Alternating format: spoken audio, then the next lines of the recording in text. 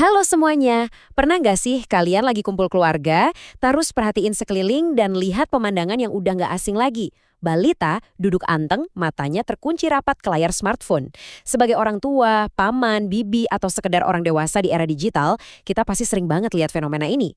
Tapi pernah kepikiran nggak sih, apa yang sebenarnya terjadi di balik tatapan fokus mereka itu? Gimana layar sekecil itu bisa ngebentuk cara mereka berinteraksi sama dunia nyata? Nah, di pembahasan kali ini, kita bakal bongkar fakta-fakta tersembunyi yang jujur aja cukup bikin kita tercengang. Jujur aja deh, kita mulai dari pertanyaan yang paling dekat sama keseharian kita.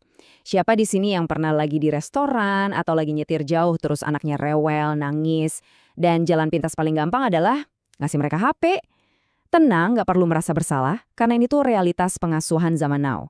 HP memang kayak punya sihir, bisa bikin tangisan berhenti dalam hitungan detik. Tapi, kemudahan instan ini bawa satu pertanyaan besar. Jangan-jangan ada harga mahal yang lagi kita bayar buat perkembangan sosial mereka? Biar kita nggak cuma nebak-nebak atau pakai asumsi, kita bakal merujuk ke sebuah riset yang menarik banget. Tahun 2017 lalu, ada peneliti dari UIN Sultan Syarif Kasim Riau, namanya Arif Marsal dan Fitri Hidayati, yang khusus neliti hal ini. Mereka turun langsung mengamati keluarga-keluarga pegawai di kampus tersebut yang punya balita dan sering ngasih akses smartphone. Mereka ngumpulin data real dari puluhan orang tua buat ngukur dengan pasti seberapa besar sih pengaruh perangkat kecil ini ngerubah perilaku sosial anak-anak kita. Nah, coba tebak, seberapa besar pengaruhnya? Dari hasil kuesioner ke 86 responden, penelitinya nemuin angka yang cukup bikin kaget. Smartphone ternyata ngaruhin pola interaksi sosial anak balita itu sebesar 40,2%. Bayangin deh, hampir separuh dari perubahan cara balita kita berinteraksi sama orang sekitarnya itu didikte langsung oleh benda yang mereka pegang. Sementara sisa 59,8%-nya baru dari faktor lain, kayak lingkungan rumah atau pola asuh. Angka ini bukti nyata kalau HP itu bukan cuma sekedar mainan biasa. Ini bagian yang menurut saya paling menarik dari jurnalnya. Peneliti pakai satu istilah yang gampang banget kita pahami. Mereka nyebut smartphone itu sebagai magnet yang kuat. Orang tua yang diwawancara ngerasa kalau HP itu benar-benar punya medan magnet yang narik dan ngikat ingatan serta perhatian balita mereka. Begitu layar nyala, fokus anak tersedot begitu aja, ngalahin daya tarik mainan tradisional, bahkan ngalahin daya tarik kita sebagai orang tua yang lagi ngajak main di sebelahnya. Gara-gara efek magnet ini, anak-anak seolah masuk ke dalam gelembung digital mereka sendiri. Secara fisik, ya mereka memang duduk di sebelah kita di ruang tamu. Tapi secara mental, pikirannya tersedot ke dunia yang penuh warna, animasi cepat, dan suara-suara lucu di dalam layar.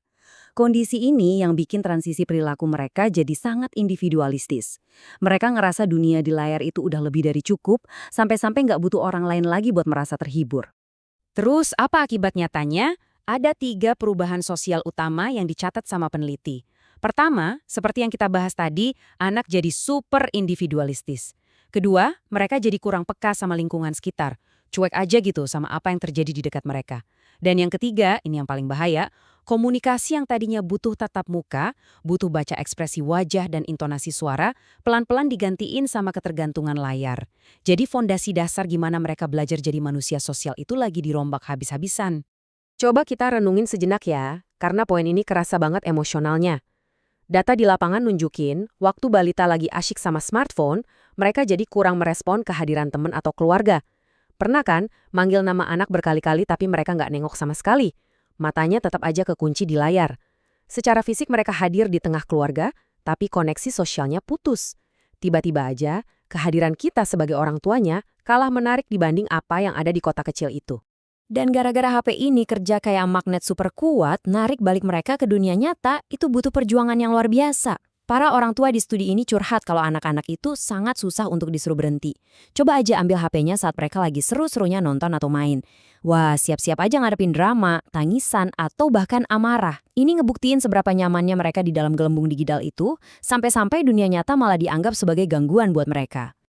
Tapi tunggu dulu, biar adil kita juga nggak bisa bilang ini 100% buruk. Riset ini nemuin kalau smartphone itu ibarat pedang bermata dua. Orang tua juga sadar betul kok, di satu sisi ini hiburan yang ampuh, tapi di sisi lain ini adalah sarana belajar modern yang luar biasa. Banyak banget kan aplikasi bagus yang ngajarin anak warna, huruf, angka, atau bahkan bahasa asing. Jadi teknologinya sendiri punya nilai edukasi yang emang nggak bisa kita sangkal di zaman sekarang. Cuma, ya disitulah dilema terbesarnya. Ngasih akses HP dari kecil emang terbukti cepet banget nambah wawasan kognitif mereka. Anak jadi pinter, tahu banyak hal dari video edukasi. Tapi bayarannya adalah keterampilan sosial fisik mereka yang berisiko menyusut. Mereka mungkin jago jawab kuis di layar, tapi pelan-pelan bisa kehilangan insting buat baca isyarat sosial teman sebayanya, susah berempati, dan canggung kalau disuruh interaksi langsung di dunia nyata. Jadi apa intinya? Kesimpulan dari riset ini jelas, kita nggak bisa cuma nyalahin teknologinya.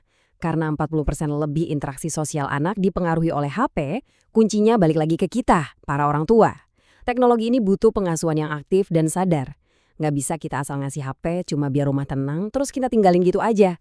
Kita harus berani bikin batasan waktu yang jelas, dan yang paling penting, ikut mendampingi mereka pas lagi pakai teknologi itu. Nah, untuk nutup pembahasannya, jurnal ini nyelipin satu perspektif spiritual yang indah dan bikin merinding. Mengutip ayat suci Al-Quran, surah Al-Anfal ayat 28, dan ketahuilah bahwa hartamu dan anak-anakmu itu hanyalah sebagai cobaan. Ayat ini semacam pengingat keras buat kita. Anak itu amanah, dan teknologi yang super canggih ini adalah salah satu ujian di zaman kita. Kalau kita nyerahin pengasuhan sepenuhnya ke layar kaca, apa itu artinya kita lagi melalaikan amanah? Bimbingan nyata dari kita itu benar-benar nggak tergantikan oleh mesin secanggih apapun. Gimana? Dalam banget kan pembahasannya? Nah, kalau kalian ngerasa penjelasan riset hari ini ngebuka wawasan dan bermanfaat buat keluarga kalian, jangan lupa ya buat tekan tombol subscribe.